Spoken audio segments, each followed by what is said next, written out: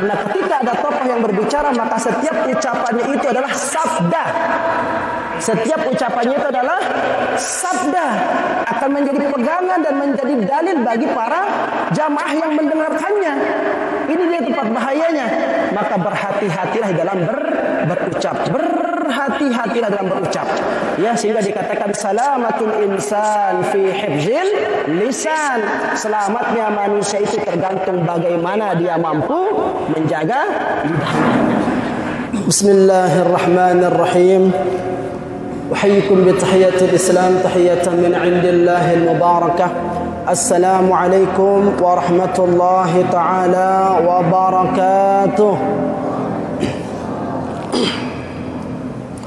الحمد لله رب العالمين والصلاة والسلام على أشرف الأنبياء والمرسلين سيدنا مولانا محمد وعلى آله وأصحابه ومن تبعهم بإحسان إلى يوم الدين أما بعد Hadratal muhtaramin, jamaah kaum muslimin muslimat rahimani wa rahimakumullah.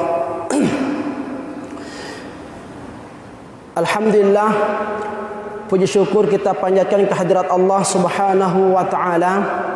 Masing-masing canin tiang pelunggu senamian nikmat kesempatan untuk hidup sampai kita bisa berjumpa dengan 2022. Usia kita dengan nikmat sehat.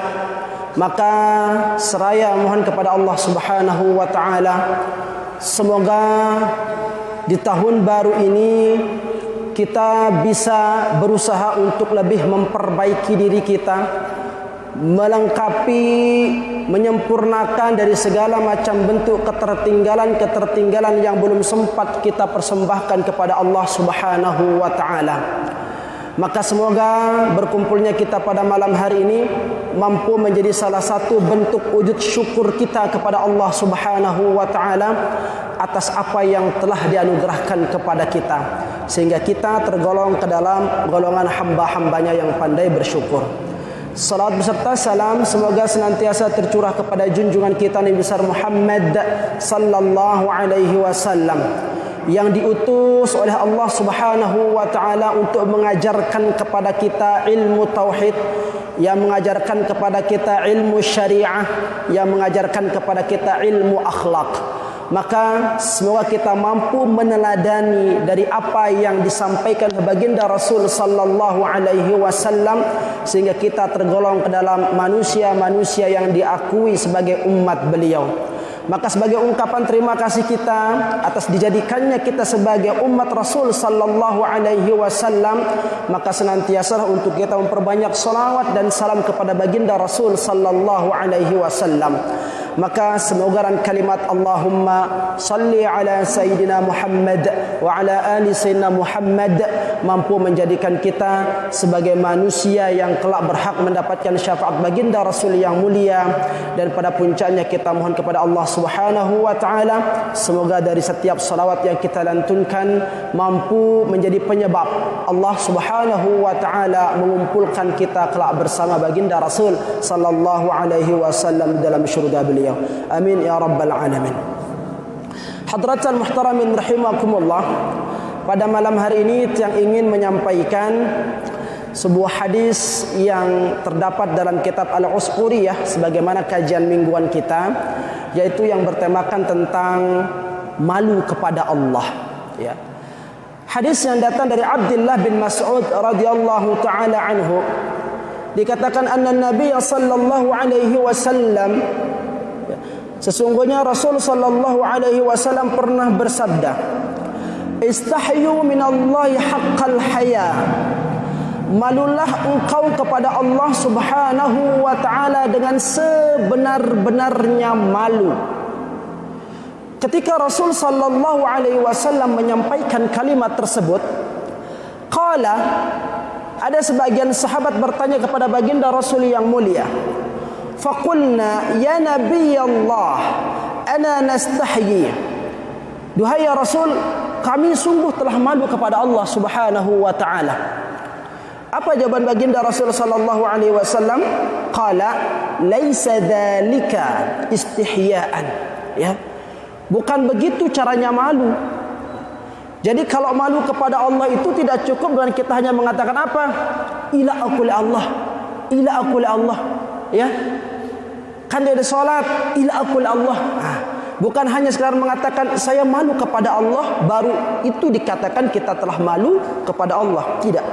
Walakin lanjutan dari hadis tersebut, Rasul sallallahu alaihi wasallam menyampaikan, akan tetapi man istahya minallahi haqqal haya, barang siapa yang menganggap dirinya benar-benar malu kepada Allah Subhanahu wa taala, pertama, falyahfadhir ra'sa wa ma hawa, hendaklah dia menjaga otaknya ini beserta apa yang terkandung di dalam otaknya.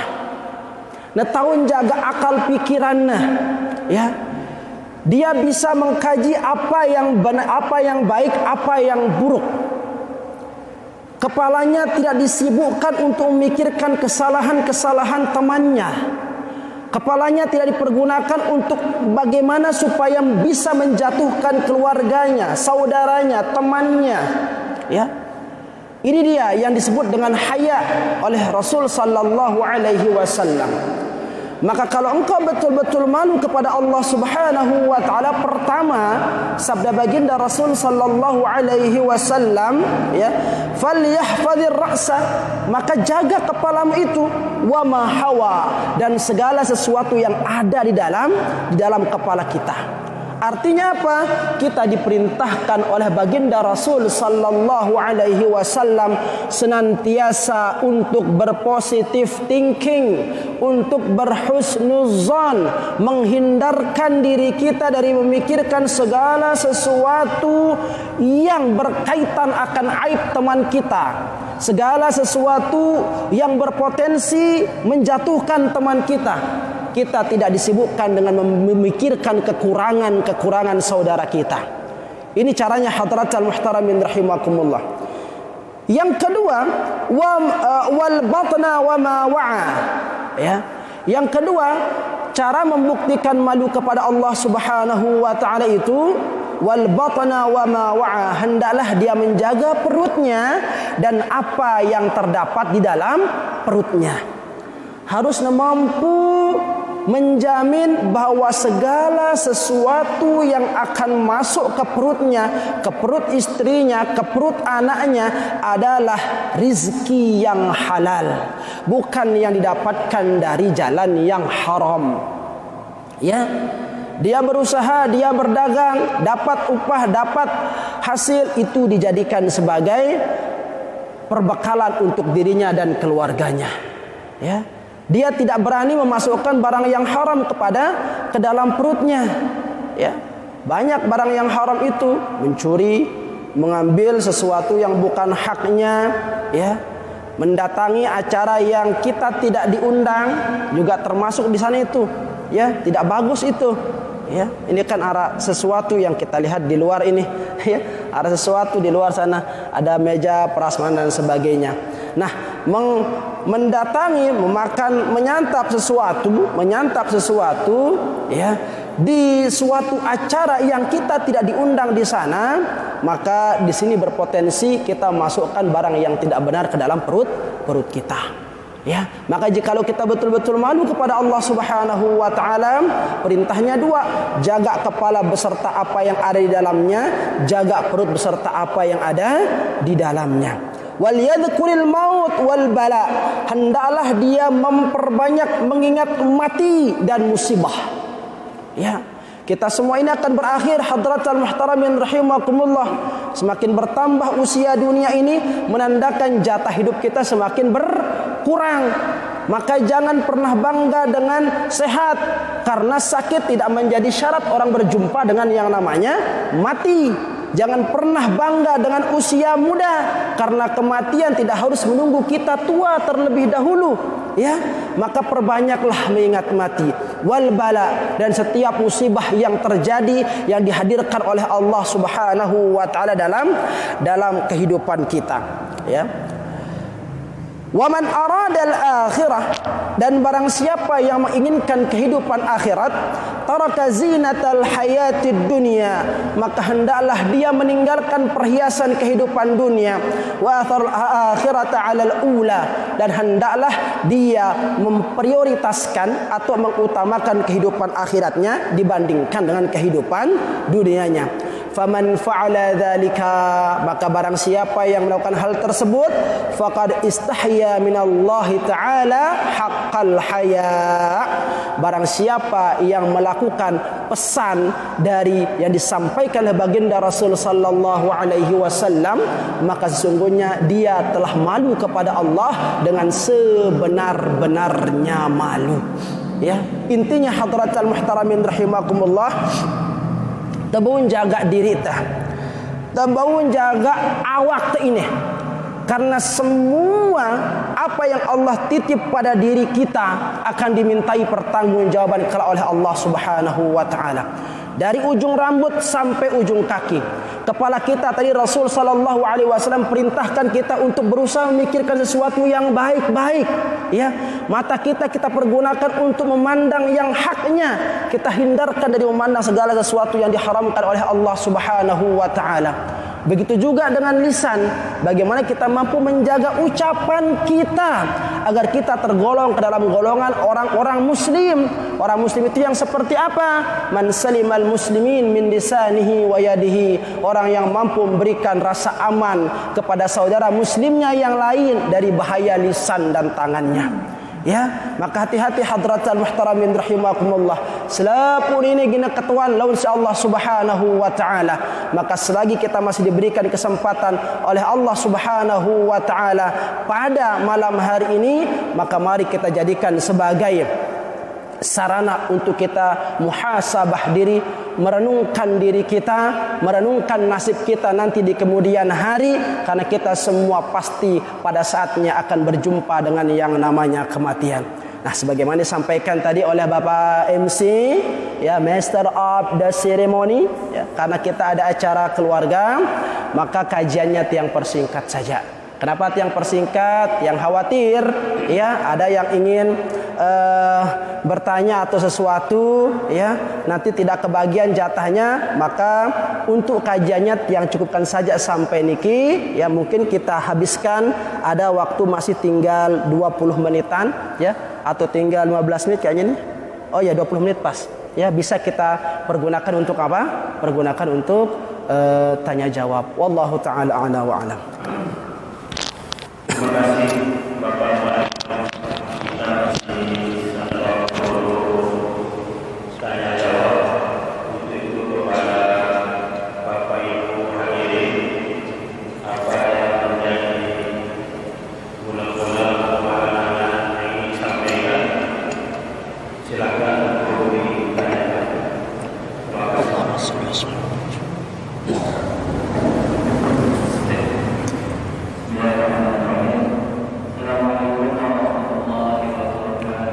Waalaikumsalam warahmatullahi taala wabarakatuh.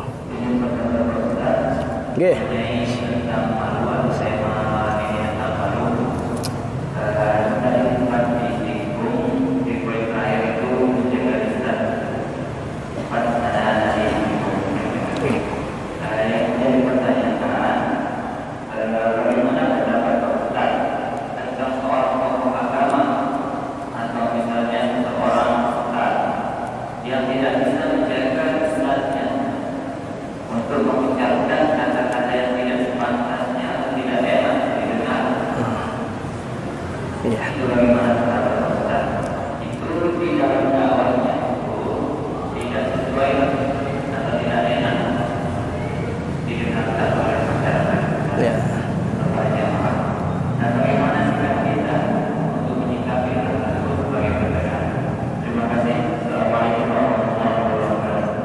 Waalaikumsalam warahmatullahi wabarakatuh.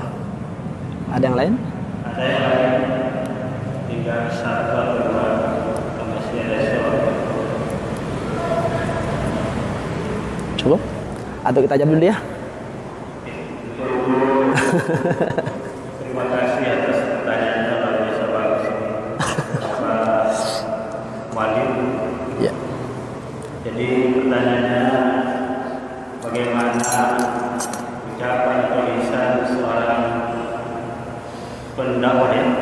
dai, pendakwah, ustaz, tuan guru, kiai.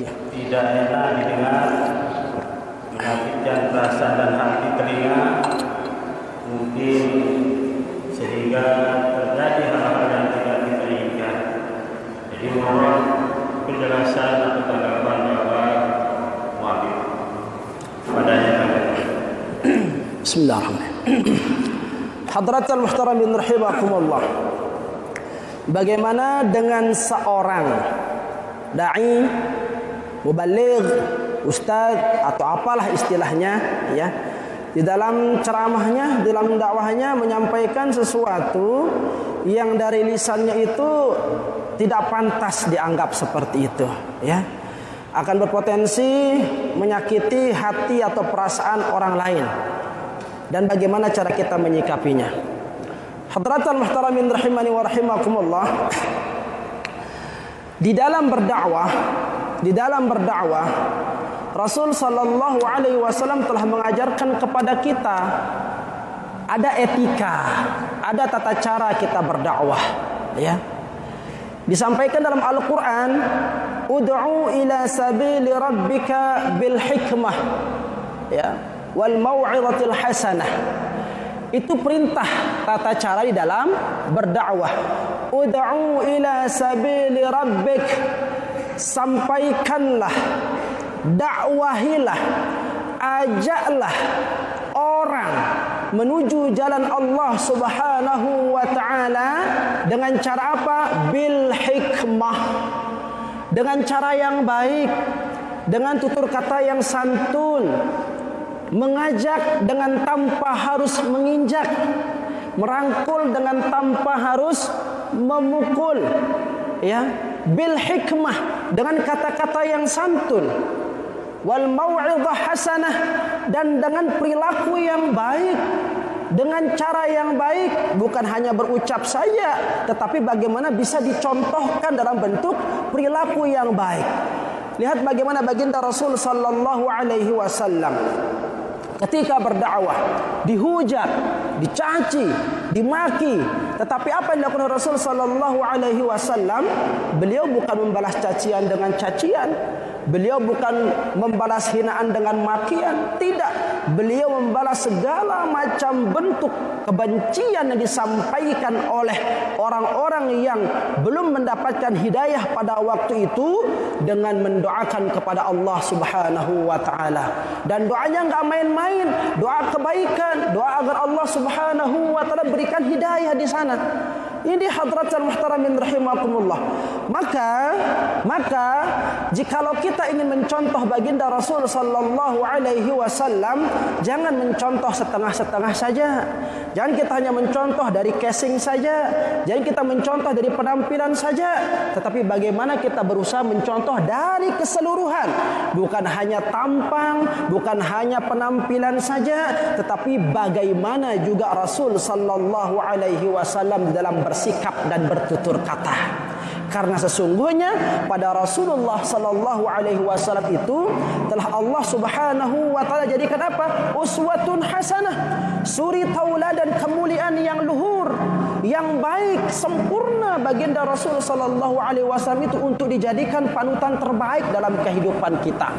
Maka jikalau ada seorang dai atau siapalah, ya, tokoh agama yang menyampaikan sesuatu yang kurang pantas kiranya, maka kita harus bijak. Kita harus bijak mengambil sikap.